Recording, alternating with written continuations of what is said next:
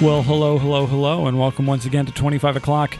I'm your host, Dan Drago. Welcome to the show. Thanks for being here. Thanks for checking it out. On the show this week, Joshua Friedman, Aaron Friedman, drummer of the amazing Philadelphia band The Lawsuits, and engineer at Hi5 Studios.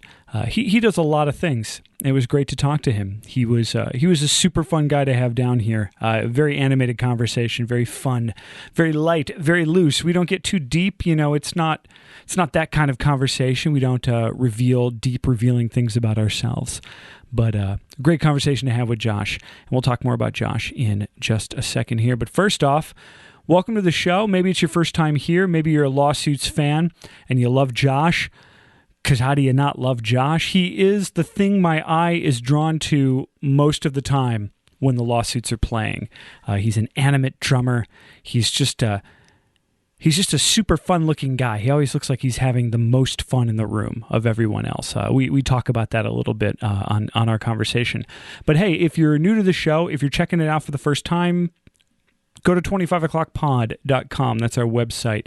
You can check out the archive. Every episode we've ever done is up there on the archive. Stream it, download it, do whatever you got to do with it. 25o'clockpod.com. You can also check out the Friends and Neighbors page. That's where you can check out anyone and everyone who's ever had anything to do with the show, like an artist, like a guest. Want to know more about them? Go to the Friends and Neighbors page. You can also hook up with our Facebook and our Twitter. And join the mailing list. I send out a mailing every couple of weeks via email, let you know who's on the show, that kind of stuff. You know, just trying to keep you in the loop, keep you informed. Yes, so 25o'clockpod.com. That's where you go. So it's been an interesting couple of weeks for me since I talked to you last. I'll go through it very quickly. First off, since I talked to you last, I managed to severely cut myself at work and get 4 stitches in my finger. I've never been stitched before, professionally or otherwise. The stitches came out this morning. My hand feels great. Everything's cool, but it's weird to just be staring at your hand for the last week or so with several blue pieces of thread just in there. Very strange, but we're cool. Everything's fine. All taken care of thanks to workers' compensation. So the next time you hurt yourself at work, think of workers' compensation and, I don't know, thank a union guy from a couple of generations ago. That's probably the reason that we have workers' compensation right now. It's probably the reason we have anything at our jobs that keeps us from dying. That's my little liberal tidbit of the week right there. Thank a union guy if you get a chance. They're the reason you're off on the weekends. They're the reason you're not working 60 hours a week for no money. Thank a union guy. I'm not even a union guy. I just, I feel it's important to remember where some of this stuff came from. Anyway, enough about that. What else have I been doing over the last couple of weeks? I did a live show a few days ago at Tattooed Moms for part of my friend Kevin Gallagher's Everything is Awesome Podiversary. That's a show that he has. It's a podcast called Everything is Awesome. It's an interview show, not dissimilar to what's going on here. Kevin's an awesome dude. I had him on the show way back. If you go to 25o'clockpod.com, you can find that episode. He asked me to be part of it. It was fun. I brought on a local Philadelphia musician named Matthew White, and we had a really great talk. He played a bunch of songs. I tried out kind of a new format of interview style. It was a lot of fun. That I'm going to put that out pretty soon. I'm still waiting to get the files from it, but you'll hear that live episode up at 25o'clockpod.com very, very soon. Enough about me. Let's talk about Josh. Josh Friedman, drummer of the band The Lawsuits. You can check out The Lawsuits at thelawsuitsband.com. They're getting ready to go on tour really, really soon. They're going to be all over, not just the East Coast and the American South, but also the Midwest. They're going to be getting out to Denver. We talk about that a little bit. They're really going for it. I think this is the first kind of big-ish tour like this that they've ever done before. Phenomenal band. I know this podcast reaches people all over the country. So if you're in any of the areas that they're going to go to, I highly recommend you go check them out. thelawsuitsband.com. Also check out Hi5 Recording. That's HI5 recording.com. That's the studio here in Kensington in Philadelphia that Josh works out of, working with really awesome bands. He's worked with the Levy Drivers. He's worked with Dirty Dollhouse. He's worked with a ton of bands. He's also quite an accomplished photographer as well. A lot of stuff about Josh. Obviously, we didn't get to all of it, but that's what the internet is for. You can learn a lot more about Josh Friedman. And speaking of learning more about Josh Friedman, let's get right to it. Let's get to my conversation with Josh Friedman, drummer for the awesome Philadelphia band, The Lawsuits, here at 25 o'clock.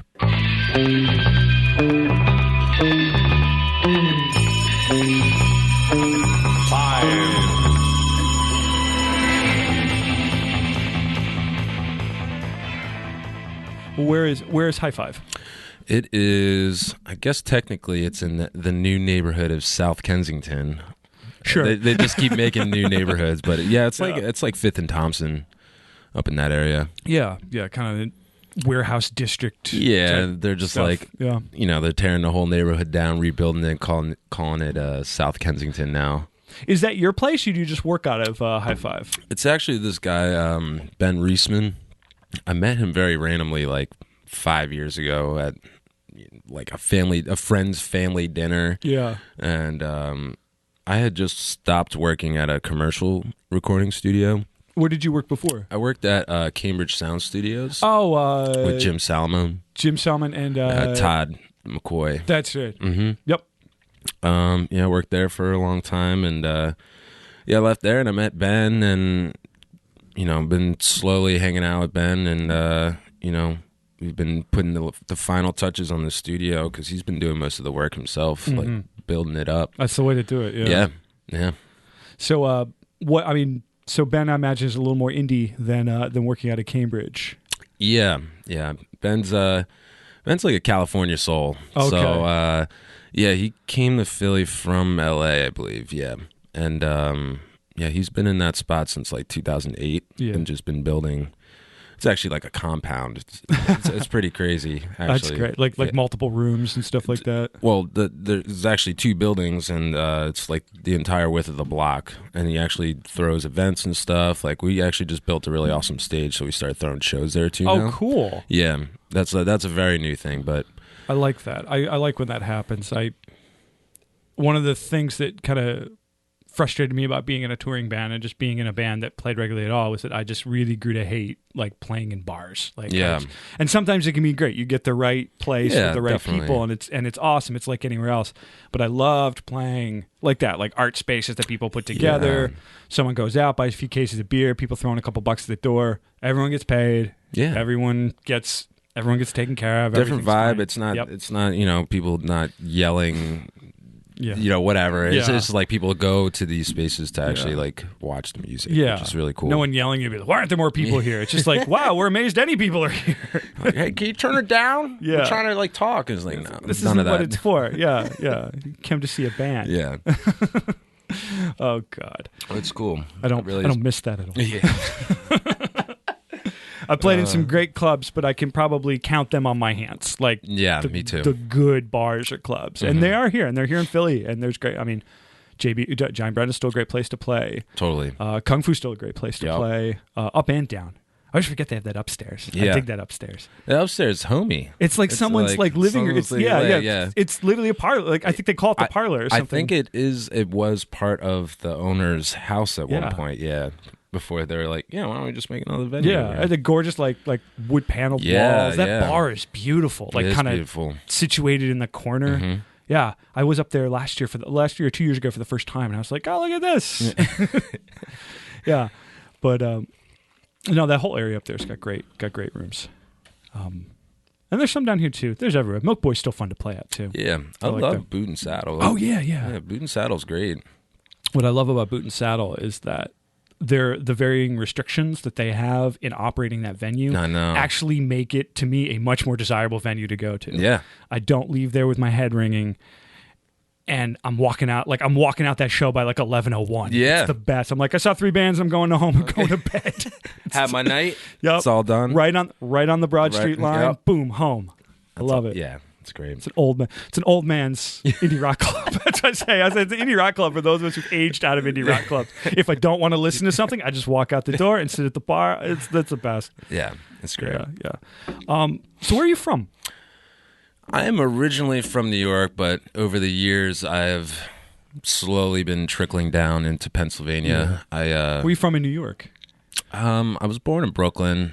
Oh, like so, like New York, New York. Yeah, Cool. yeah, and then Staten Island, then made my way to Jersey at one point, and ended up in Bucks County. The slow mid-Atlantic crawl. Slow crawl down, but yeah, I mean, I went to high school in Bucks County, and then I went to Temple here in Philly. What'd you go to Temple for? I originally went for jazz performance, but yeah, scratch that, and I ended up going for audio production. Oh, great! I didn't know they had a program there. Yeah. it's a secret major there. It's a secret major. Technically, my my undergrad was in broadcast telecommunications of mass media. Yeah, mass media communications. You're probably of the last generation where like communications I was the is like last, even a thing. I was the last of that. They got rid of that major because it was like nobody knew what it was. Yeah, when you left who even there. knows what it means anymore? It's like who? Like, are you? Is this a training ground to like go like work at a television studio? It was like all of that just combined in one. For me too, I was a comm minor, and so it was like a lot of broadcast. Like you could like go video training, you could go audio. Like you could still actually sort of major in radio. Yeah, so I did radio and So just did I, audio production. Yeah, I learned how to make docs. I learned how to I learned how to do interviews. It's pretty much like I took a long break, but it's pretty much how I was able to like kind of hit the ground running on a podcast so fast. I'm just like, oh, this is radio. Just in my house with my stuff. And I was in a band, and I'd engineered bands and stuff like that. So I just had all this crap around. I'm just like, I think I can just do this. I think I can just do this. I keep buying stuff, but it's just like you don't need it. I know. I have that problem too. It's the worst/best. I don't really like own stuff. But like the stuff that I own is just gear and clothes, and I just collect both. You know? Yeah. And you see something like you sit on eBay at like 1 a.m. and you're just like, I gotta stop. Yeah, or it's like you just gotta find you justify it in your head. It's like, well, one day I will need that. Yeah. And I bought after my band broke up. I bought probably one of the nicest guitars I've ever owned. And like after it was done, I was just like, I need this. I need it now. Yeah, it's the blonde one right there, the Starcaster. Oh, that's nice. Yeah, I was just sitting around eBay at like midnight, and there it was for like. Now it's mine. Much less money than because I've been eyeing one up for a while. Yeah, and then I saw it, I'm like, mine. Like, give it to me. Yeah. So you grew up in New York, and then you went to high school in Bucks County. Did you come into the city like when you were a kid? Like, was like into Philadelphia, or were you like kind of out there? What, like in high school? Yeah, when you were in high school, did you like come downtown? I used bands? I would occasionally come down here. I went to First Unitarian a lot, and what was the other? Starlight Ballroom. Oh, I remember Starlight. I used to see a lot of bands. I saw Rilo Starlight. Kiley there. Oh yeah, I saw Ted Leo there. I've seen some. Yeah, I love it. It's like a big like. It looks like a ballroom from like Goodfellas or something like that. It's awesome. You got those booths like recessed into the wall. Yeah, it was a beautiful room. It was nice. Yeah, it was an awesome spot. Yeah, I used to go see. I don't know what band did I. Oh, I used to go see Of Montreal all the time. Oh yeah, they used to play there a lot. Like every time they came to Philly, they would play there. Mm-hmm. Yeah, they're a wild band. They were wild. Yeah. Mm-hmm. I don't know what the last time I sort of checked in on what they were doing. I was like, "What is this?" Yeah, I felt I didn't dislike it. I was just like, "This isn't. Is this the same band?" Yeah, they were just so eclectic in their sound. It was just like, at one point, I was like, is this the same band? Yeah, they're awesome though. I mean, I'm not saying anything bad about them. No, I just fell off with them. I mean, it happens as you get older. Oh yeah, definitely. I can't keep up in that. All the information's there. Like I could, you Spotify or iTunes or what have you. But like I kind of sit there and just like I can't. I can't be bothered. So when you're in Philly, you went to college. Is that when you kind of started getting really involved with like the music world in Philadelphia and bands and I guess that's when like my musical world kind of started opening up because like I've been playing drums for a very long time. I've been like, when did you start? When you were a kid? Yeah, I actually started playing cello first, but that was only because I wasn't allowed to play drums in elementary school at that time. Like it was weird. They're like, well, you need to be in the orchestra first. Yeah. But if you wait a year, you got to earn the drums. You got to earn the drums, or the drum. I guess the drum, singular. But yeah, I've been playing since I was a kid, and I've been messing around with tape machines and recording for like a really long time. Like my dad had a bunch of old gear that, I just kind of took and started. Was your dad like a musician? My dad was also a drummer. Oh, cool. So I was really into that. And yeah, I mean, he introduced me to like a lot of the music I still love today. What were you listening to in the house? I mean, when I was growing up listening to like Led Zeppelin and oh man, what else? There was a lot of Zeppelin. I was obsessed with Zeppelin when I was younger. I wanted to be John Bonham, like hands down. Heavy hitter, man. Heavy like hitter. Tree Trunks. Yeah, like Zeppelin, Bowie. Mm-hmm. A lot, just pretty much classic rock. Yeah, that I like was really 60s, 70s. Yeah, I was really canon. My parents were Woodstock era, so had and all. They were still big into music in the house too, which is great. Which is really, really awesome. So and that's always cool too, because when you get into high school, and a lot of colleges where a lot of people like really kind of go down the classic rock rabbit hole. But at least it sounds like for you and me, because I'm the same way. By the time I got to college, everyone's just like, "If you were Pink Floyd," I was like, "Yeah, a bit." Yeah, a bit. But that's what I mean. So like when I got to college, that's actually like when I started actually really exploring like other stuff, because being in a city for college, also you're just meeting all these people from all these other places, and they're like, "Yo, did you check this out? Did you check this out?" And it's like, "No, I haven't." It was back when you still could people could still turn you. I mean, I suppose this still happens now, but like I definitely remember. How old are you? I think you're about my age. 28. Oh, you're not my age. Okay, cool. But I mean. Yeah, I guess you're kind of towards the end of that, where like there was still a peer thing. There was totally a peer that was real thing. and not online. That's what I'm saying, because like the streaming thing wasn't a thing yet. Yeah, there was actually, it was weird when I went to Temple. They had this, I forget what the program was called, but it wasn't like it was a torrent site, but only for the people that lived in the building. Yeah, if you were on the campus network. Yeah, I forget what that was called. You could file share pretty much, and everyone was just throwing whatever up there. Yep. So that's why I got a lot of new music through that. Yeah. That's I went to college. Like the second half of college for me was like the beginning of like Napster and LimeWire and all that, and that was wild because like you can imagine like growing up and every record you got, you had to like physically get your hands on, or someone had to spin a tape for you or something like that. I missed that so much. Yeah, but then like for the first like little bit, it was amazing. Yeah, because they're just like. I'm like, I want to listen to Led Zeppelin 3. It'd be like, someone's got it. I'm like, okay, in 45 minutes, I might, like 45 minutes to an hour, I might have that. And it was like worth waiting for. You would wait like the half hour it would take to like download like one album. Yeah. And then you would put it on, you burn it to a CD and you just draw on it in magic marker and just wander around with it in your Discman, hoping that didn't skip. Oh, man. Yeah. No, that's cool though. So you're meeting a lot of people, getting turned on to tunes. Yeah, I mean, so and then I met Brian Strauss my second year of college. He's a front man for the lawsuits. For lawsuits, yeah. And actually, really quick backstory. I met the bass player Brendan when I was like 15. I played bass for a short amount of time, and I met him. We had the same bass teacher, but it was really funny though. I was like, I wasn't very good at bass, so he, our bass teacher, would put on these shows for the parents, and show what the kids can do, and he just asked me to play drums for everybody, and just didn't ask it. Like I didn't play bass, even though I was taking bass. You're taking bass lessons. He's like, you know what? Just play the thing that you're already good at. Just play drums with everybody. Yeah, but I met most of the bass players probably couldn't play drums. So it was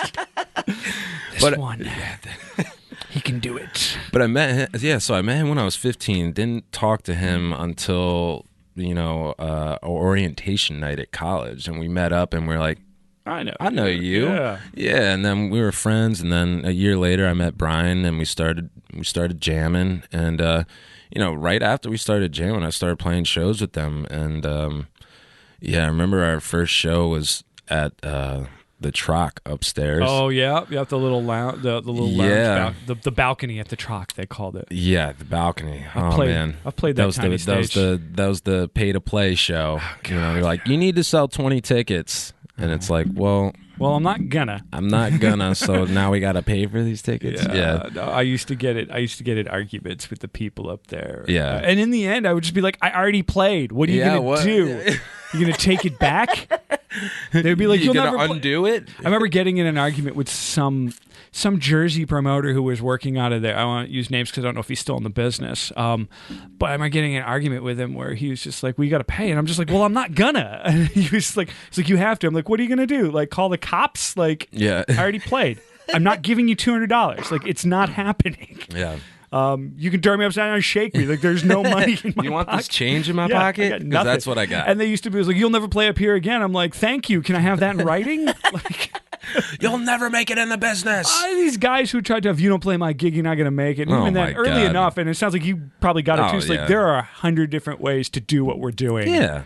And those guys in Philly, it was like kind of the end of that sort of more old school style of booking and playing, and that seems to be almost entirely gone at this point. It is. You got a little inkling of it at Dobbs sometimes, but not even really towards like the real heyday of when Dobbs reopened. They weren't doing that. They were just a club, and it was a lot more of a comfortable place to play. Mm-hmm. Yeah. I love God, sell tickets. My God. What is that? Never again. Nah, I haven't seen it. I haven't seen it in years. Yeah. Thank God. I hope that practice has died out completely. I think it's still around, but on the level of like, okay, I'm trying to sell out Union Transfer, like, sell those tickets. But well, that's different. That's different, though. You know what I mean? It's not like, if you're hey, playing you need Union to Transfer. You're obviously going to get some people in there. But I mean, when you guys played Union Transfer, because you guys are smart about it, you do like maybe 1 or 2 big shows a year in Philly, and you build to it, which is you couldn't do that every 3 months, but you could do that once or twice a year with a good bill. We've been doing that a lot lately because we used to.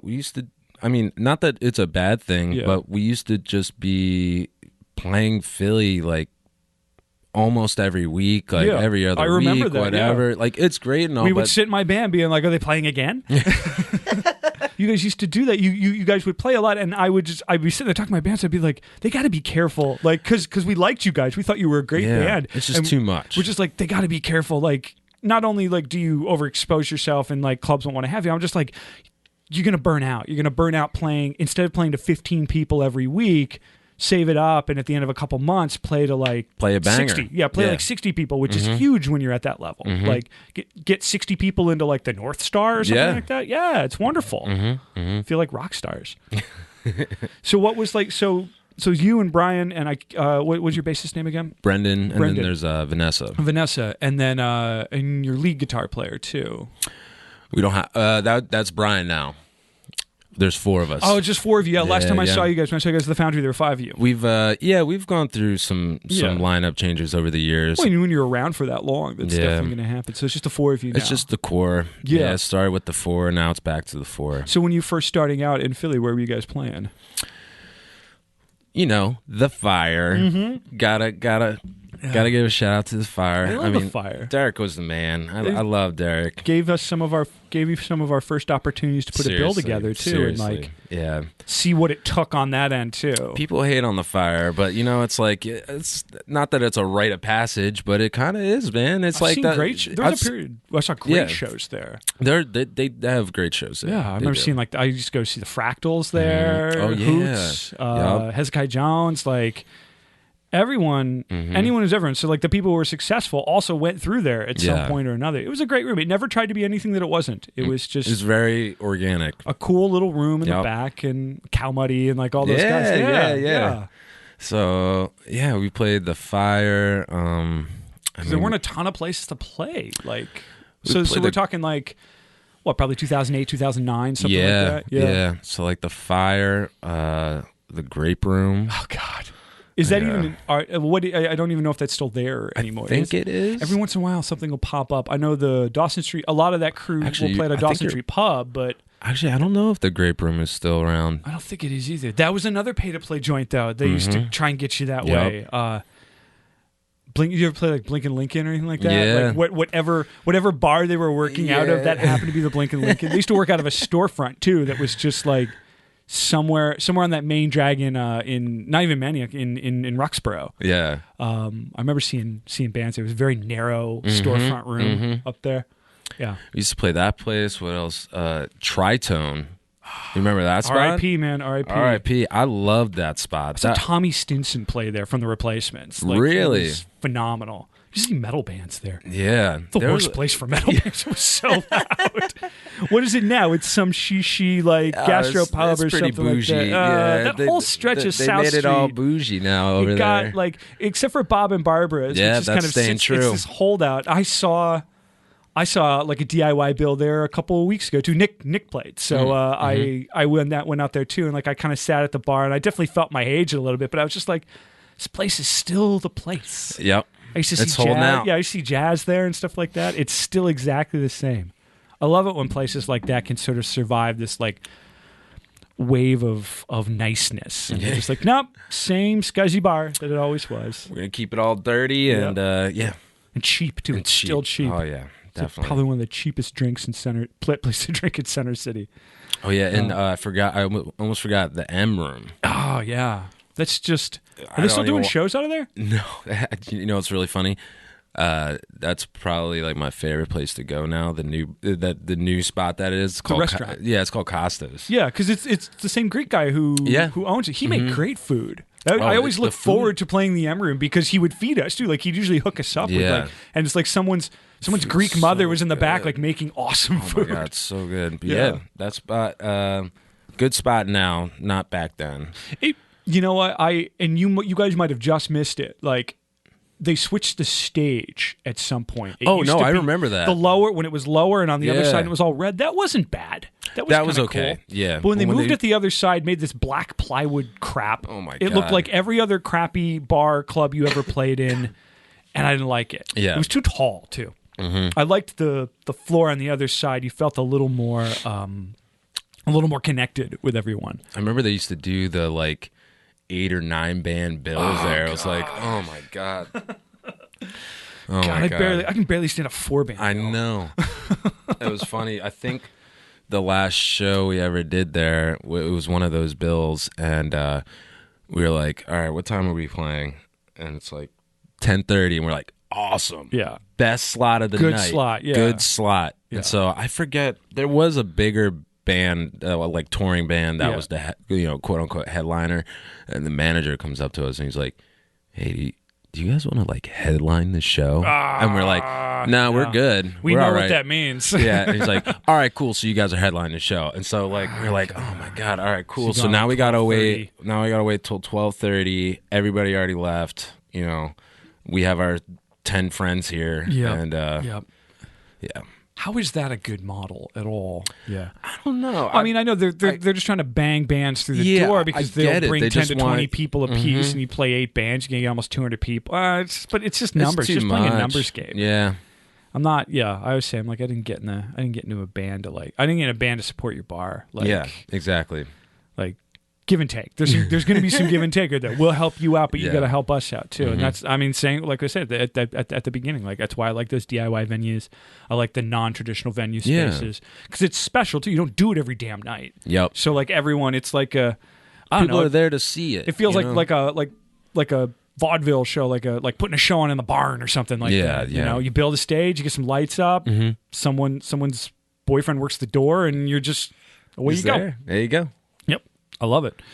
So yeah, I mean that kind of answered my question. How you kind of came in with the lawsuits? You were there from the beginning. They were.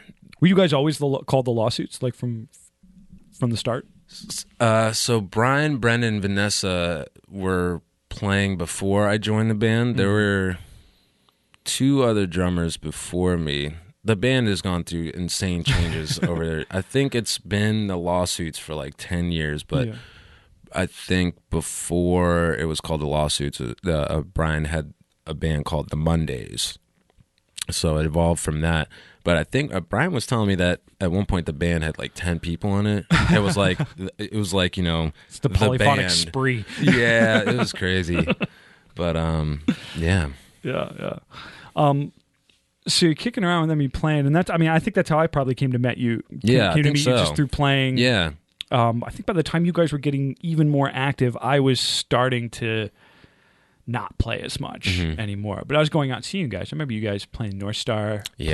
playing with my friends. Oh, that was another spot. North playing Star. with my friends Tallahassee from Boston. Yeah. That's kind of how I came to know you guys. And also, like, you guys were around, and like there was that period of time where you guys seemed to be playing every other week. We were like, and so you couldn't be a musician in Philadelphia and not at least know who you guys were just strictly because you were playing just all the time. Yeah, I know. So I guess that was effective. I guess that was a good strategy. Good strategy now is like, you know. The time, probably not. Yeah. And then how did you get into like, well, you went to school for it, but like how were you kind of like, were you sort of like engineering bands and like working with bands at the same time? So I used to make a lot of beats. That's kind of where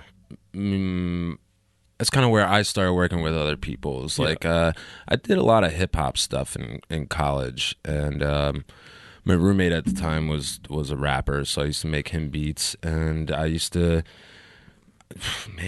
just sit in my dorm room or my apartment at that time and just like make beats for hours. And then eventually I got this catalog together and I sold them all. And I also used to DJ, so I met a lot of people through that.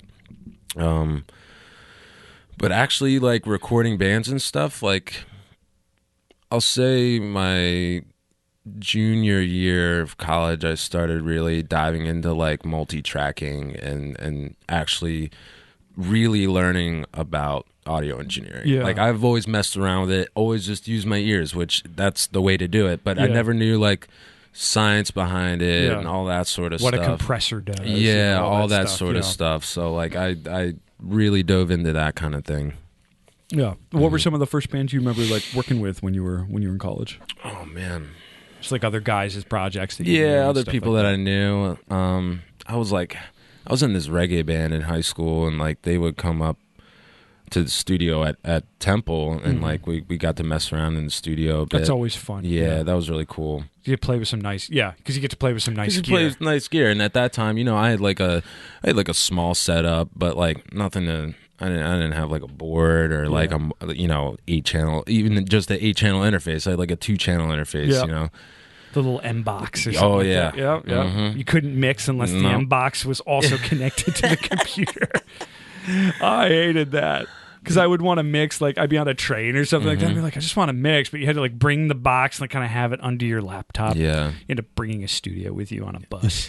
I love the iLock. The iLock was the greatest thing. I know, but now you lose the iLock. Yeah.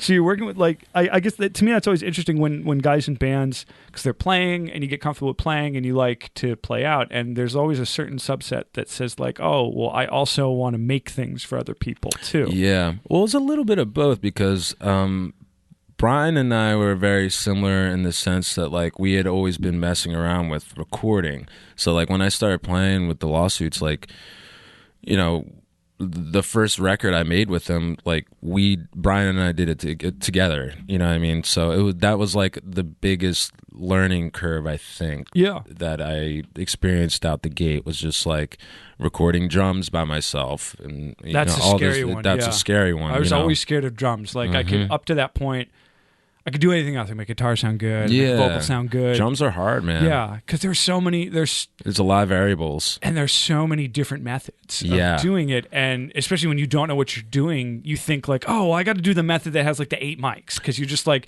I got to get more all mics of it. Is the better. Yeah. Get the underside of the snare and the upper snare. Get under the hi hat.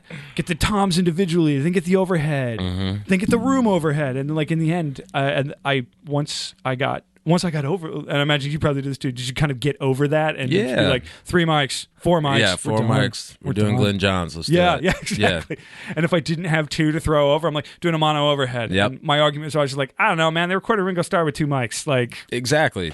Like one hanging in front of him and one with the kick drum. Some of the best drum sounds ever were with minimal mics. Yep. But, you know, don't get me wrong, they're using like, you know, $5,000-$6,000 microphones, but as those 3 mics. But but it's the same concept. It's like and a good drummer too, a guy who can control his tone. Yeah, control the tone. I mean, it also depends on how the drums themselves sound. You can't record drums if the drums don't sound good. Like you got to tune them up. You got to tune them up. They got to sound good. Yeah, absolutely. I'm sorry, we used to talk about drums sounding good. I flash back to the house kit at the fire. And I was Oh just my like, God, I remember that. the kick drum that used to wander away. Like that. To put a brick in front of it. You just be like a just fucking get a cinder block, man. right You in got front of it. plenty of them laying against the wall over there. Just go outside, pick a cinder block off of Girard Avenue, put it in front of the drums. But yeah, no, it's absolutely true, and I think that's always as you hang out more and like get more serious about recording, you realize that like you can have as much technological knowledge as you want. You can know what every single piece of gear does. You can know what the latest thing is, this, that, and the other. But if you can't if you can't treat a drum kit right, if you can't work in any room and just know where to set up in a room, like it doesn't matter. I mean, don't get me wrong. It takes a while to be able to do that because you got to learn, how to listen to things, and what these little nuances do, setting up in a corner versus not a corner, and that those sort of things. Yeah. But it takes time to learn how to do that. Yeah. So you're banging around, you're making records slowly, and it's always best to learn on yourself too. It sounds like you and Brian kind of figured it out on yourselves. Yeah, we. I mean, don't get me wrong. We both want to be a studio band. Yeah, but it's not a real thing. You can't do that these days. No, I mean you can, but it's a very it's a different kind of thing, right? And I'm just going to use Beck as an example because he's a great example for a lot of things. For a lot of things, but like, and I know he started 15 years ago, whatever he put out his first record. Was it like 1990? Well, like the first big one was like Mellow Gold, and that was like 92. Yeah, that was like 92. No, I think it might have been 93 because Odelay was 97. And that because I was in high school at the time. Yeah. So it was probably 94 or 95 that Mellow Gold came out. But he, he didn't really tour. He was a studio guy, and he has been a big influence on me over the years because I'm just like, the sounds that he got, the production that he does on every record, all very different. But then when you look at him as a whole, it's like, oh yeah, this, he put out what was that? What was that really, really calm record that he did? Sea Change? Sea Change. That was a great record. Sea Change. Beautiful record. But listening to Sea Change and then like Midnight Vultures, it's like, whoa. How'd you come to this to the other? But you still know it's Beck though. Oh yeah, yeah.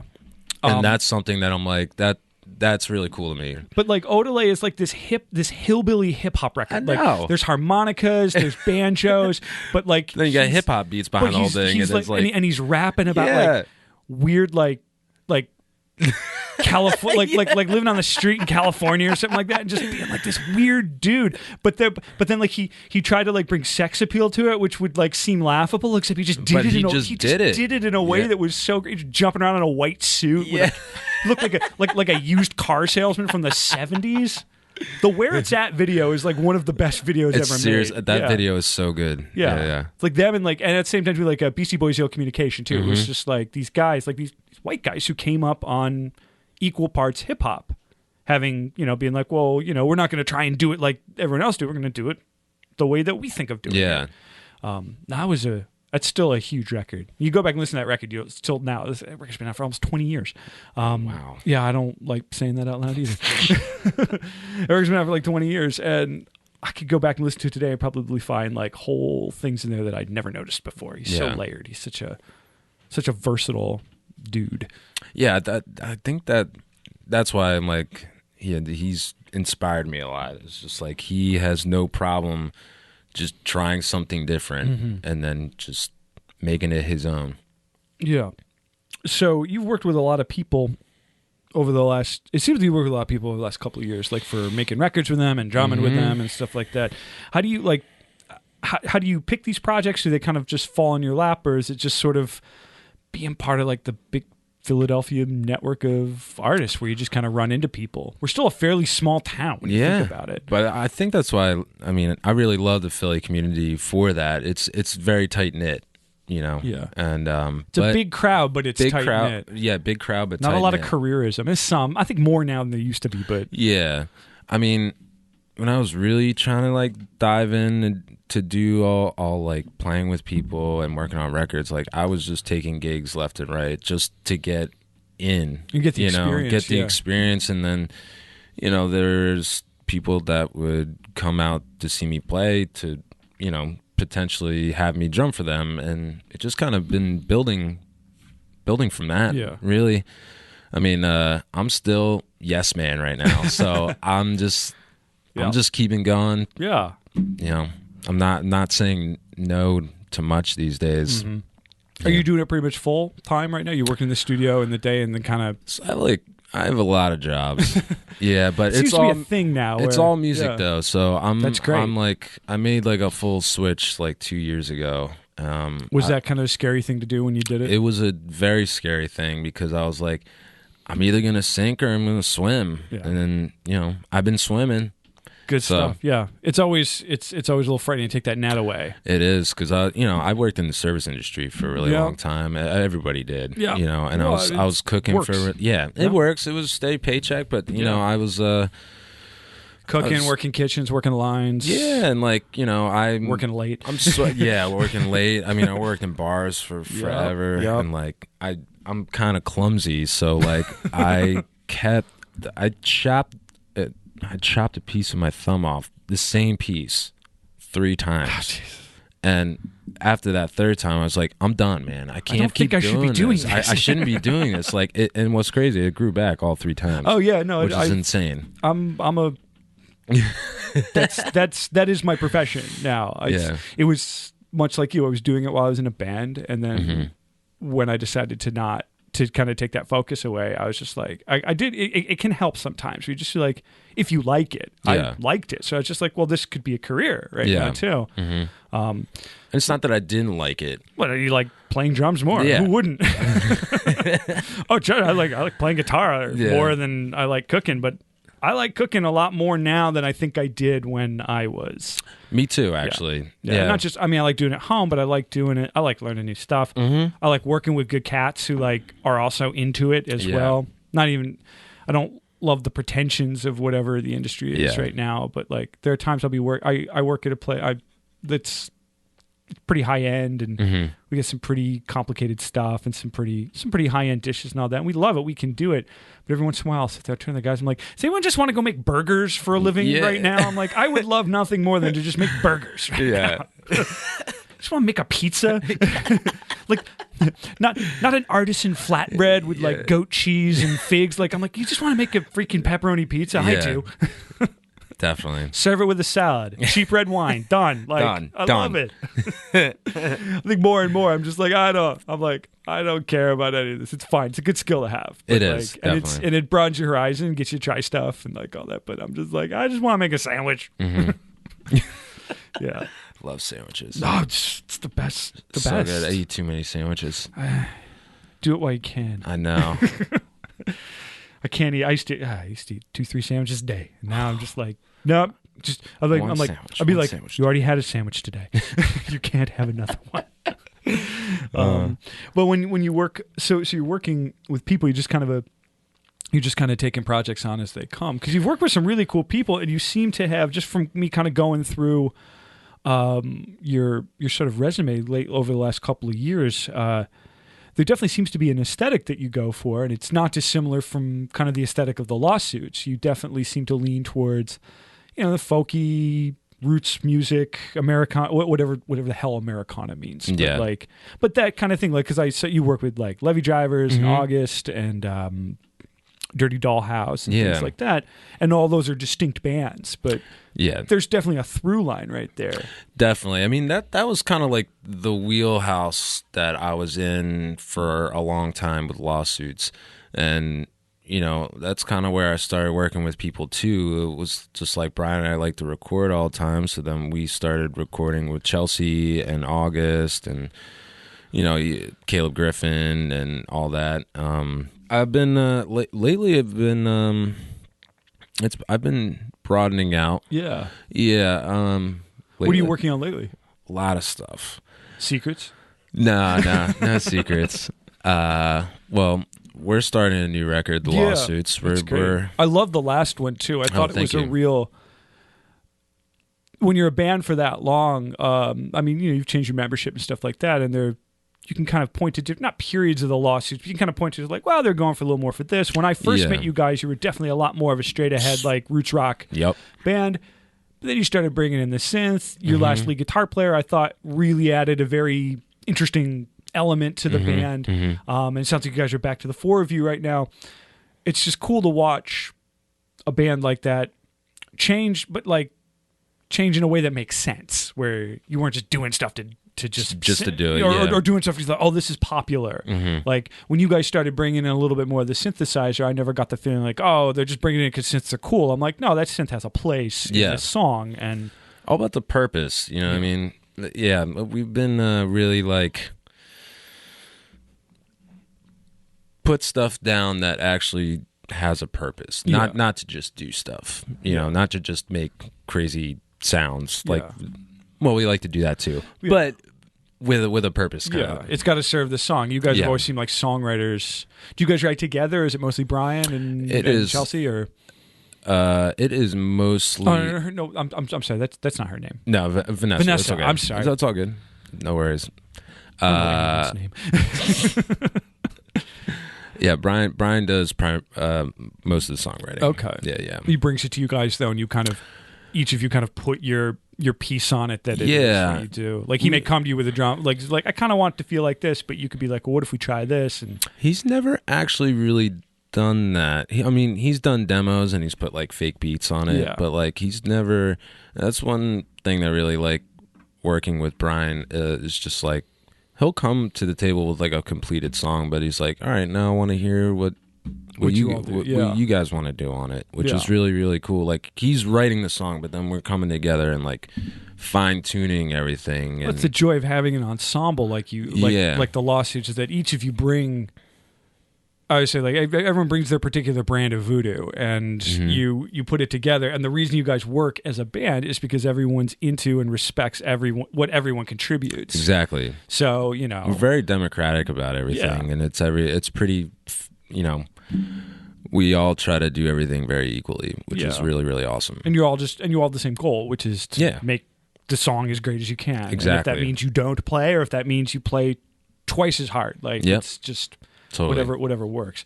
Now, I always like that approach it's awesome. in putting a band together, and I think it's probably why you guys are still together for all this time. It gets hard. Even like I've played in groups before too, where like it's definitely someone's helming it, and you're just there to do the thing, which can be kind of fun sometimes. To just be like, there are times I'll be in ensembles where I'd be like, just tell me what you want me to do. Exactly. I do that a lot too, but I mean, I think you do session stuff, and you kind of are a gun for hire sometimes. Yes. So. Yeah. So I mean. Sometimes I get the creative freedom, and sometimes they're just like, I just want you to hit a 2 and a 4, just do it like backbeat, this. just give me a groove, and it's like, yeah, that's fine. You can do that too. You can do that all day. Yeah. But I think it really helped that we all kind of were like growing together, because I've been with them for 8 years. Wow, it's a long time. Yeah, 8 years. So we've all grown together. We've all kind of gotten our own little thing, but we all come back together as the unit. Yeah. So it's cool. It's great you guys are working on a new thing right now too. Yeah, definitely. We're about to hit the road hard too. So. I saw that. Yeah, you guys are going all over the place. Going down south, Midwest. Oh yeah. Going out to Denver. Yeah. Have you guys gone out that far before? Yes, but not to Denver. We've gone to like Milwaukee and Chicago. You guys did South by at least 1 year, right? Have you guys done South? Oh, you haven't done South by? I mean, you don't have to. It's not like a. I'm not really about South by, to be honest with you. It seems like a. I've played there, not with the lawsuits, but I've played down at South by, and like, I don't know. It's just it seems mayhem. Very overwhelming. It's mayhem. If you can't. First off, you can't even drive anywhere when you're down there. So like, if you're trying to lug your gear 10 blocks, and not to mention where they hold it is all hills. So it's like, good luck with that. Yeah. But yeah, we're hitting Texas before South by. Yeah. So.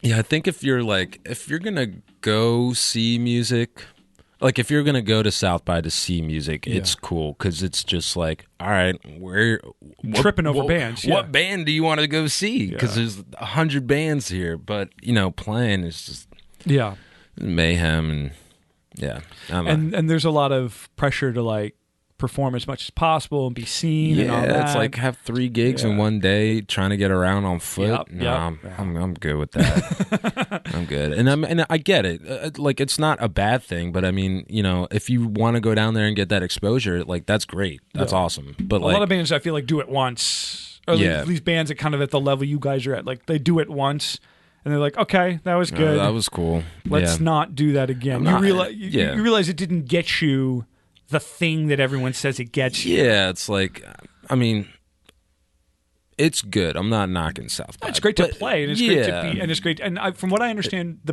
the best things that like guys like you get out of South by is that you just meet a ton of people that you never would have met any other way. Exactly. Most definitely. I've definitely met a lot of people while I was down there, some of which I still talk to. Yeah.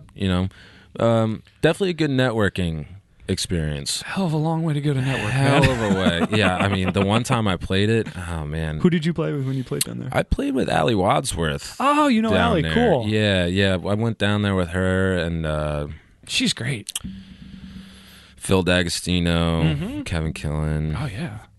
Yeah, we went down. Big list right there. Yeah, we went down and played South by, and it was really funny though because we were done the show, our showcase or whatever, and then it was like, all right, now we got to go straight back to Philly. I forget who had to be back, but like one of us had to be back within 48 hours. Oh, jeez. So we're like, okay, 30 hours straight from Texas. Boom. Let's do it. Oh, God. Oh my God. You even stopped to play too, because I know a lot of bands will sort of like we did form a small tour. We did a small run down to Texas, but then like when we left, it was seriously just 30 hours straight back. Oh, God. Nonstop. Sleep, drive, eat, all that. Oh my God. Yeah. But I can see why you're not in a hurry to go back. But yeah. No, that's, what were we talking about before? I don't know. Oh, the Lustrous record, and what are you working on besides that? Okay. Like who you helping out, backing up, making records for? So do you know Kirby Seibert? No, I don't. No. Really, really awesome dude. Has been one of my closest friends in past 2 years. I met him up in New York, and he was up there for a minute, and now he lives in Philly. Really cool dude. He's got a band called the Vibe Tribe. Oh, cool. Yeah, just really awesome stuff. Sounds like a jam band, which I'm sure it isn't, but like just my mind, if you say the band, the Vibe Tribe, kind of a roots, like a groove band. It is not a jam band, but it heavily based in groove. Cool. Heavily based in groove. Yeah. Yeah, it's crazy. I'm finishing up mixing his first record that he recorded with somebody else, but I've been mixing it. And actually, we banged out a solo record in less than a week. Nice. Those are fun. Front to back, just him with a guitar. And we just started his second full length with the full band. Did a whole weekend with those guys.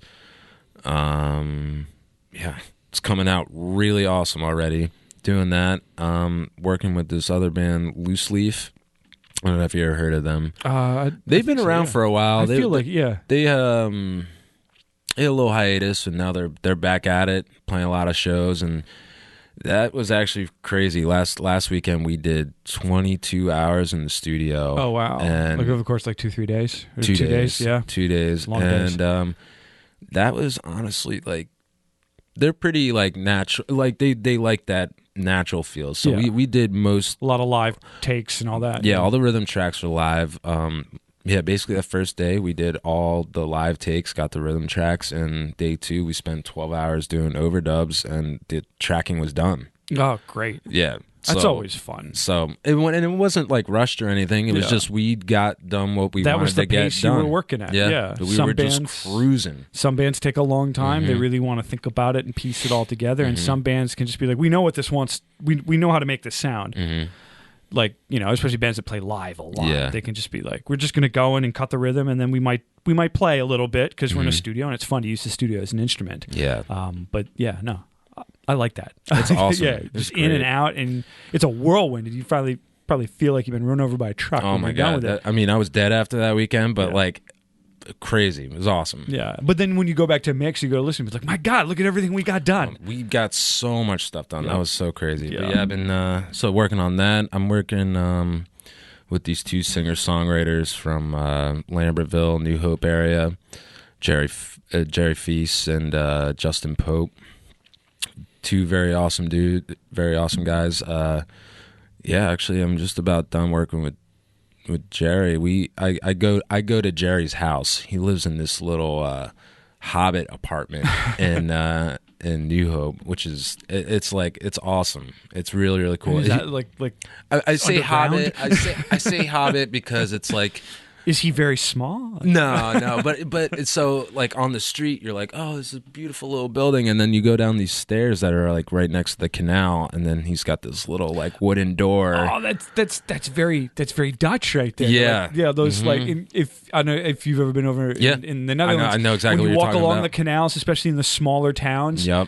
There's like doorways, and you look, and you're just like, oh shit, somebody lives there. Yeah. You're like Same walking exact literally in front of someone's house, and it's wonderful. And you sit there and be like, that must be great. And then I realized like our American entitlements to space. I'm just like, no, I'd probably hate that. Yeah, I've been going to his house like almost every week for the past year, and Just tracking. Yeah, knocking out this record. Great. Yeah, so It's another pace to work at right there. a complete opposite, Yeah. actually. Yeah, it's funny how certain people like what pace people work Yeah. at, but I'm all about all of it. So When you guys are making records as a lawsuits, what's the kind of pace you guys are working at? it's actually a really funny question because every record that we've made it different. The actual process of making it has been different every single time. We actually haven't found like our way of making a record yet. Maybe that is your way. Yeah, I don't know. I'm like thinking about it now. I'm like, well, we've never tried to just like bang it out in a week or like a weekend or something like. We've never tried to do that. It's always been like. Let me take a step back. It's not that we haven't found the process. Like every time there's songs on the table, there's so many different levels of completion of those songs that when we actually pick the songs, it's like, all right, well, we still got to pretty much write this song, or this one's already done and we just need to record over the demo, kind of thing. So, I think that's. It's difficult to get the ball rolling when things aren't on the same level of completion, because then you're like taking one step forward. Well, now you got to go back and really complete this one song, and and over that big period of time, your ideas change, your opinion changes about certain things. Do you find like some songs will kind of realize themselves live, and some songs are better left to working on in the studio? Oh, most definitely. I mean, it's funny because there's a couple songs on a couple of our records that people are like, why don't you play those songs live? And it's like, we've tried. We've tried, but you know what? This is just one of those songs that just it works the way it does on record. Yeah, the best form is just the way it's recorded, and we can't. Yeah. It's not that we can't. I guess we just hadn't found the way to portray that live. And who knows? Maybe in a year or so, you could find a way. Definitely to play it live. Or I definitely understand that some stuff sits in the studio very well, and that's just what it's going to be. Yeah, and then some songs you just can be way more intricate or can be way more realized on stage than they ever were in the studio. The studio was almost like a demo, and then what you do on stage, you're just like, well, this is the real. Exactly. I used to talk that way about songs too. I said, well, this is the real way to do this song. And the one on the record, that's where we started. And other times, we're just like, we can't do that one because whatever we would do in front of you, whatever you would do in front of people, you would feel like it doesn't have that thing. Doesn't have that thing, exactly. The thing that in the studio was sparked, and you're just like, this is the greatest thing. And you try and do it live, it's just like, it's not working, but I think it's always a good testament of a band to realize, like, we don't think this is working. It doesn't mean that we'll never do it again, but like, let's focus on the stuff that does work. Does work. You only have so much time. You're fighting for attention. When people do see you, you want to be like just putting your A material out all the time. Exactly. So you got to focus on the stuff that you do the best and be like, we'll get there. Yeah, totally. And there's totally been the opposite too. There's definitely a few songs over the years that, actually were never recorded, but we used to play out live all the time. Yeah. And, then we go into the studio and try to record those songs, and it just never really sparked like it does live. Yeah. So it's like, it's weird. It's, it's weird, but it's just one of those things. Who knows how it works?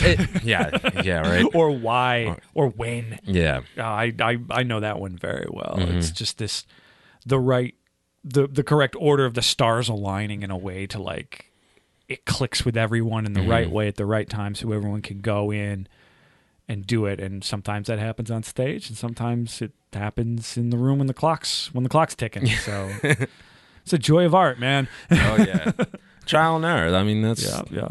And you can't be afraid to just like try some stuff. You can't be afraid. Can't get petrified by like, oh, what if it's no good? It's like, then it's no good. Then it's no good. You just move on. Yeah. What if we do it and it's no good? It's like, oh, well, then we did it. It's no good, and we learned from it. We all laugh, and it's the joy of kind of being at the level that you guys are at too, where the people who are into you are like really into you. Yeah, and they're gonna. I think we forget sometimes as artists that like the people who are into us, the people who are really along for the ride with us too, are gonna be forgiving to a point. They're gonna appreciate. I think some of my favorite bands, my favorite stuff is obviously the big stuff, the stuff that really kicks. And then every once in a while, it'll be like, I like that song, even though it clearly does not work. Yeah. I like that you tried. Exactly. I love watching bands try shit. Yeah. I love that too. I don't even mind when they fail or when it's not quite clicking. You can be like, hey, thanks for just taking me on the ride. And even if at the end of the ride it was, it didn't work. Like, that's cool. Yeah.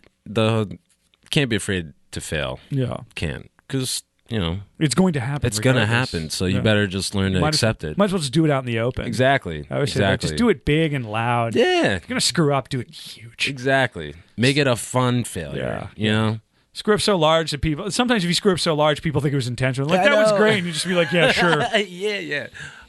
Yeah. At least on guitar, it's called jazz notes. I make that joke all the time. Yeah. It's like, oh, yeah. It's a jazz part. It's a jazz part. Yeah. Which is demeaning to jazz, because jazz is very, I love jazz. I love jazz too. Jazz, I always think to myself, but jazz is intentional. Like, you're, like, it takes a certain amount of skill to be able to play that freely. Yeah. Oh, God. Funny. When I would be in the studio, sometimes I'd be tracking with people and you would start to do something, you'd make a mistake. I would always I'd let one mistake go. I'd be like, that's all right. I'm like, either it's fine or we'll listen to it later and if we got overdub, we overdub it. But if I've ever made two in the middle, I'd just grab my guitar and just go, I'd be like, can't use that. Just step back. It was my way of kind of like declaring like, that take is done. Like that was the jazz take. We need to go again. Because, I'm willing to let little happy accidents go in and little things that didn't quite go well. But I would always have a moment where I'm just like, nope, I'm going to destroy it now so that we can never go back. Oh man. How do you guys function on tour? Are you guys into it? Love it. We've been doing more touring than we ever have before. I think that was that was always kind of an issue for us.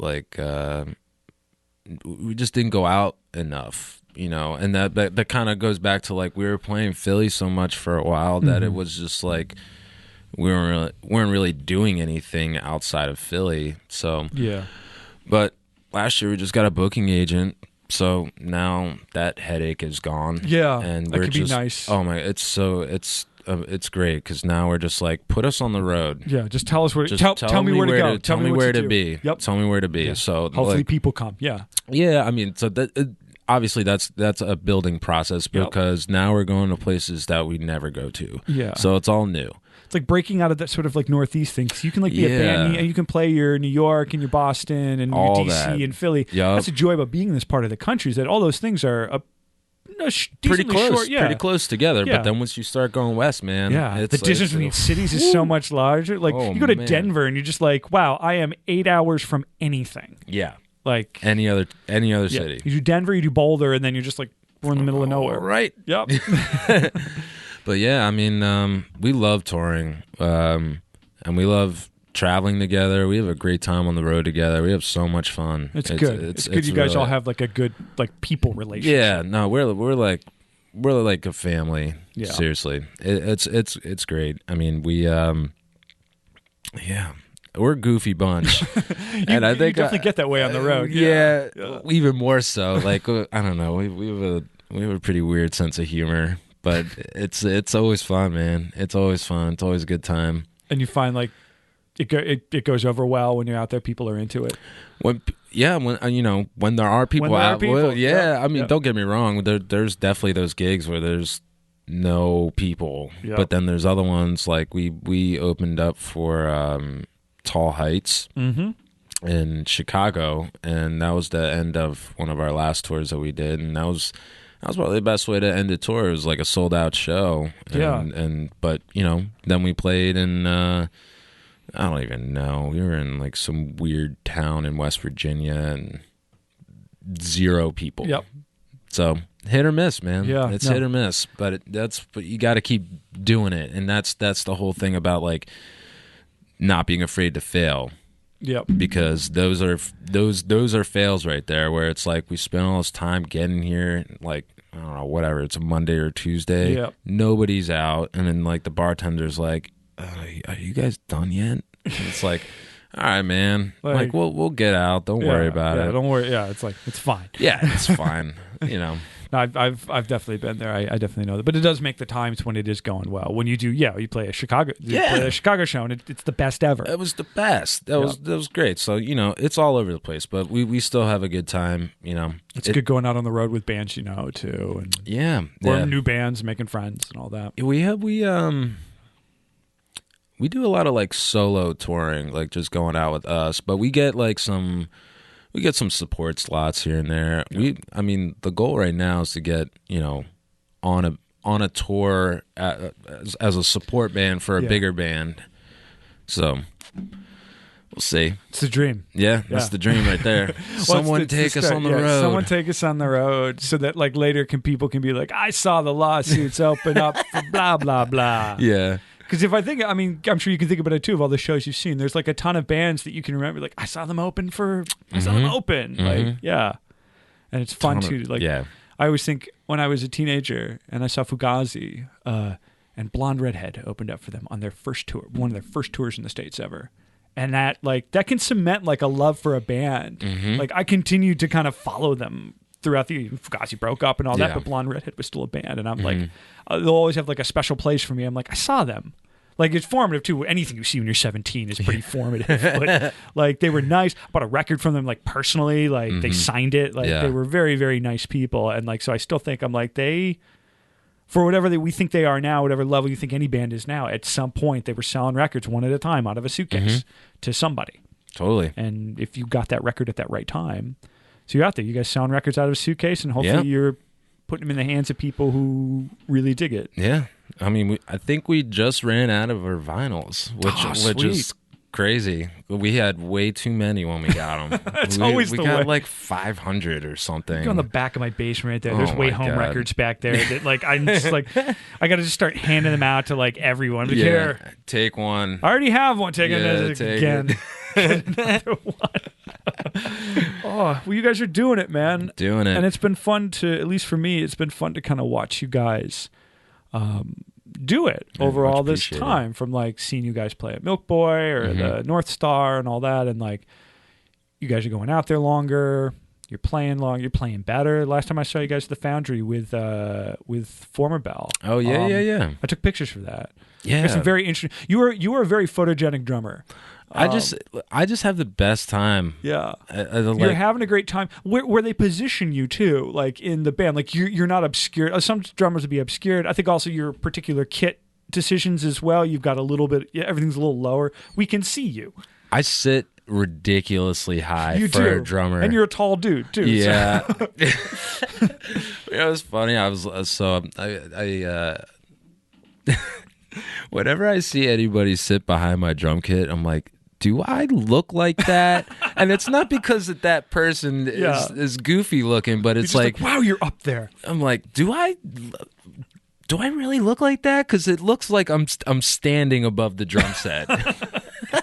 when I was shooting that show at the Foundry, I said to someone later, because I was sitting there with my camera, like doing a separate, like kind of going through shots. Yeah. I said, like, the thing about where Josh sits is that, like, he's constantly being framed. Like, it's just perfect. Like, it looks like you are at times looks like you are the lead thing in the band. No offense to Brian or Vanessa, but like, I'll take these shots. I'm like, he's just in the middle. He's going to be the focal point of the shot every time.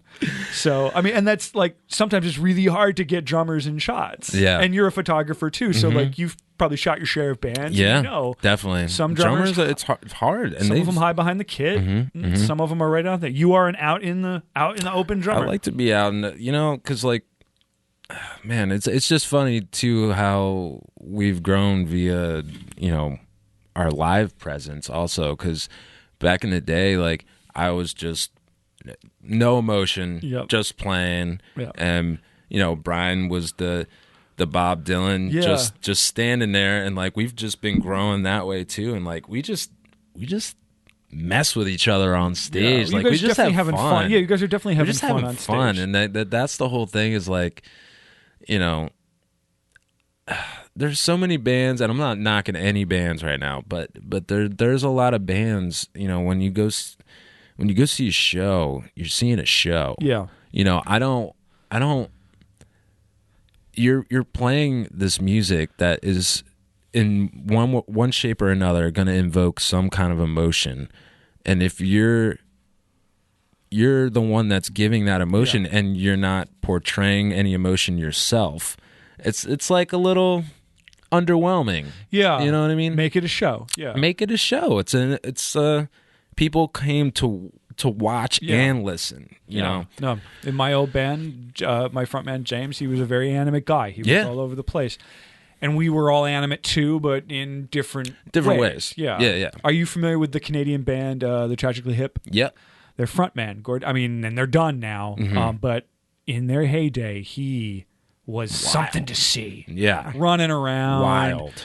Riding the microphone stand. He'd come out in like a 3-piece suit and like slowly shed it over the course of the set. So like he's down with like a t-shirt and a vest at the end, just like whipping the microphone around. Or you think of like a guy like Bob Pollard and Guided by Voices. Yeah. He's just like doing the Roger Daltrey kicks and the swinging the microphone. And those guys too, as they got older, they were still physically able to do it, but they understood that like this is as much the show. It's important. Yeah. I think it's important to, and I definitely agree with you that like I will go see bands sometimes and I'll be like, the music is great. You're a great band. Great. You guys are a phenomenal band. Give me something. Just give me something. Give me a smile. Yeah. Talk something. To the audience. Talk or something. Make a joke. Show me you're a human being. Exactly. And it's petrifying to be up on stage. I think some people are very nervous, and even if they're great songwriters, there's still an element of nervousness where you're just like, should I even be up here? Totally.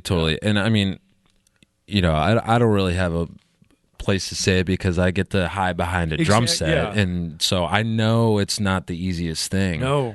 I definitely know it's not the easiest thing. I've gone out to do it a few times myself, just with me and a guitar, and you realize like, oh shit, yeah, it's like this is nearly as easy as I thought it was.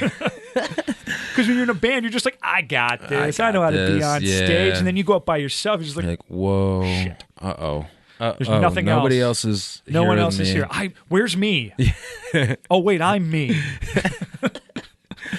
I absolutely agree. Which is why I will sometimes forgive simplicity in a band, or you may watch a band and be like, this is not breaking the mold right here. But but you're just like, but look at them go. Look at them go. Look at them go. Yeah. They're doing it. Yep. Yeah. But yeah, we just like to have fun with each other. You guys are a good mix too. Like you're showing something cool. Like there's definitely something unique about you guys, and I appreciate that. Definitely, you guys have presence on stage. Thanks. I think that's a reason that people still go out to see you, and that you guys are able to kind of keep growing. I want everybody to have fun with us. We're all going to be here for a little bit, so we all might as well have fun. You gotta enjoy it. Yeah. Gotta enjoy it. Awesome, man. Yeah. Well, Josh, thanks so much for coming out, man. Thanks for having me. Yeah. I really appreciate it. We'll be together till the end of time. 25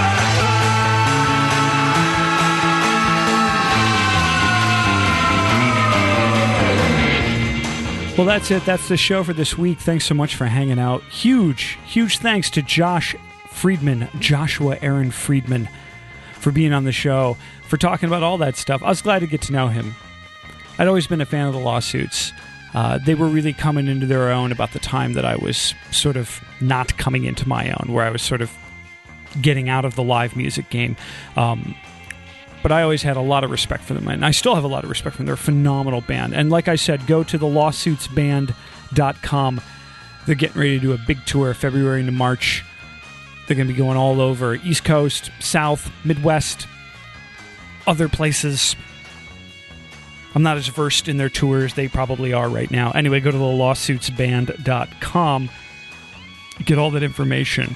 And go to Hi5 Recording, HY5 Recording.com. That's the studio Josh works out of here in Philadelphia. And go to 25o'clockpod.com. Catch up on some old episodes. It's all up there in the archive for streaming and downloading. They're all free. Check out the mailing list. Check out the Friends and Neighbors page. Check out Facebook. Check out Twitter. Spending a lot less time on Facebook and Twitter lately, as you can imagine. I'm sure a lot of us are. If anything, in this grand waking nightmare that has been the new presidential administration, hopefully it's gotten us off our phones a little more. Maybe it's gotten us out of social media a little bit. Maybe we're just trying to connect with people around us a little more. I can only hope that that is a small silver lining in the absolute shit show that is going on right now. So do that. Put your phone down. I mean, not right now, you're listening to the show, but, put your phone down at other times. Try to connect with people. Try and find things in your community that make you happy. Try and find people who might need help. Try and find people just to be chill with. Do that. Do exactly that. And go to 25o'clockpod.com as well. You're going to need your phone for that. Anyway, thank you all for listening. Thank you all for joining. This is 25 o'clock. My name is Dan Drago. And I'll catch you all next time.